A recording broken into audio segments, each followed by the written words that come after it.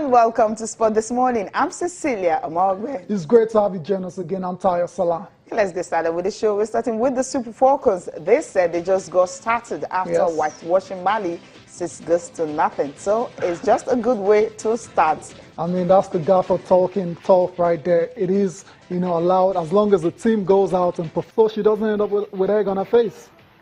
Yeah, that's very important. That's the way it is. And of course, one man has gotten the boat. Talking about preparations for the 2018 FIFA World Cup. And for Jürgen Klinsmann, he no longer has a job, so he has been fired as the coach of the United States. Yeah, Cecilia, the next game is in March. Big shame for Jürgen Klinsmann, but I wouldn't say I'm surprised at all because after the back-to-back losses against Costa Rica and Mexico, this one was on the offing. It was going to happen. It was only a matter of time. And yeah, it's no longer in charge. His 5-year reign is over. And wish him all the best in his future endeavors. Okay, moving on the show now. We're still doing football, but then no one's getting sacked here because the UEFA Champions League is back after a couple of weeks break. And a total of 8 matches will be played tonight across different centers in Europe. Cecilia, I don't know which of the games you're really looking forward to watching. I'm thinking because most of the games today. Yeah, I know what you're going to say, Cecilia. Come on. There's no spark. Come on, Cecilia. There's Monaco. There's Monaco versus Tottenham Hotspur. Tottenham on a very tight spot.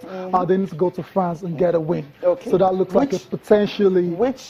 They will not be able to. Yeah, but then that's what I'm saying. That match looks like one that's going to be very exciting. And the other games as well. Sparks? I don't think so. No sparks in that one. Go to the next game. Nah, Cecilia, we'll talk about the Champions League later, right? Later on the show. But we'll start off with the NBA. Yeah, with the NBA, Cecilia. A lot of games are played early this morning, and we have some results for you. And it's all about the Golden State Warriors because they have won their 8th straight game. That's 8 games in a row now with a 120-83 thumping of the Indiana Pacers. Klay Thompson led all scorers with 25 points in 26 minutes. Cecilia, all Steph the starters. 22. Yeah, 22. Kevin Durant 14. Okay. Draymond Green added 10. Okay. So all of them combined is 61 points. Incredible stuff. All the starters, all those guys you mentioned now, apart from Zaza Pachulia, all scored in double figures. Cecilia, this is why a lot of pundits were really mad when KD decided to go to Golden State Warriors because the thing, once they click, I mean, it's going to ruin the competition and everything. And take a look at Indiana Pacers. They didn't have most of their starters.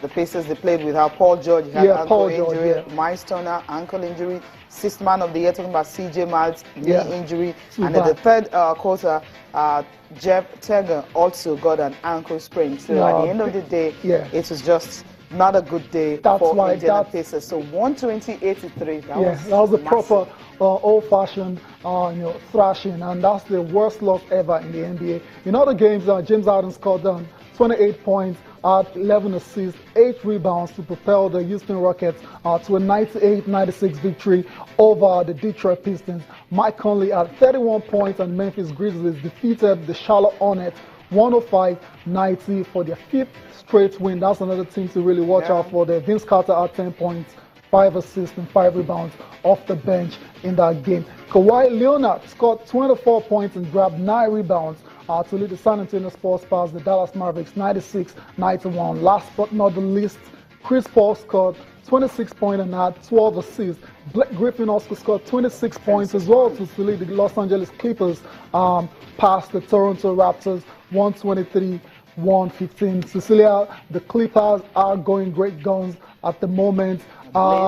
Amazing record, 13-2. I mean, do you see them as a surprise, element going further into the season? I mean, not really surprised. Yeah, not surprising. Surprising in the sense that do you see them actually stunning? For example, the Golden State Warriors if they get to meet in the final of the Western Conference. Except something happens. I mean, injury. They've got a very solid team. Yeah, they've got a solid team. Yes. But when you have Cleveland, all the players scoring.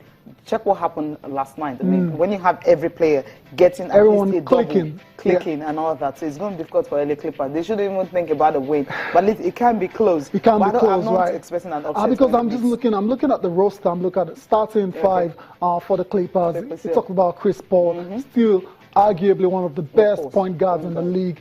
you have Blake Griffin, you have DeAndre Jordan, monster center. You know, so I'm thinking they might just have what it takes, barring injuries, to actually, give the Warriors a good run for their money. That's all I'm saying. A good run, but upset, I don't think so. You don't think so? Yeah, okay. I don't think so. Fair They're enough. just too compact for them to be defeated, except something really silly happens. Okay, let's talk about the man that doesn't have a job anymore, Jürgen Klinsmann.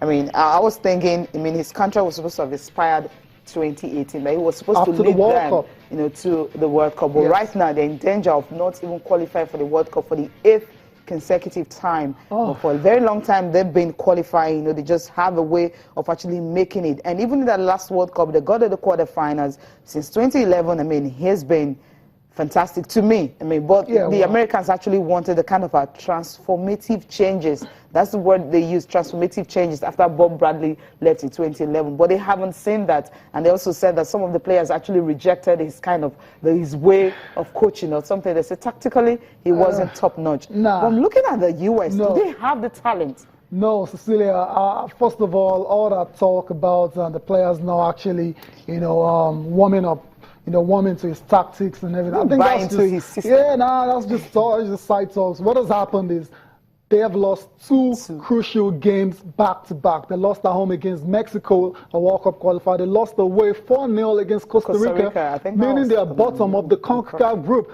That's the reason why Jürgen Klinsmann has been sacked. We all know the ultimate goal in football is results. If you had won those games, you'll still be in charge by now. Make no mistake about that, Cecilia. So, Cecilia, as a manager for the USA, and his record is not very bad at all. It's a very decent record. 98 games, 55 wins and losses, 28, and draws 15.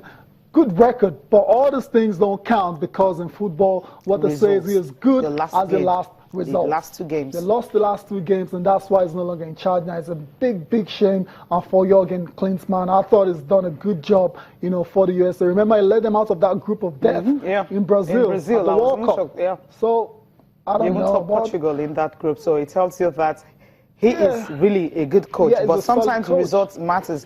And the fact that March 17th, that's the next game against Honduras, who is the coach you're going to pick right now?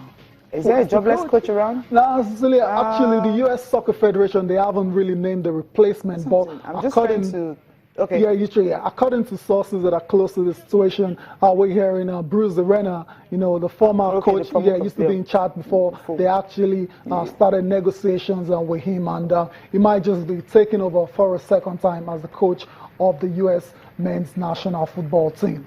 Yeah, that's the way it is. Jürgen Klinsmann is jobless right now. It's no more 5 years. 5 years. 5 years. Yes. That's That's football for you, Cecilia. Coaches get fired and hired all over again, and it's not surprising at all. It's just a shame for him. I'm surprised that he was fired.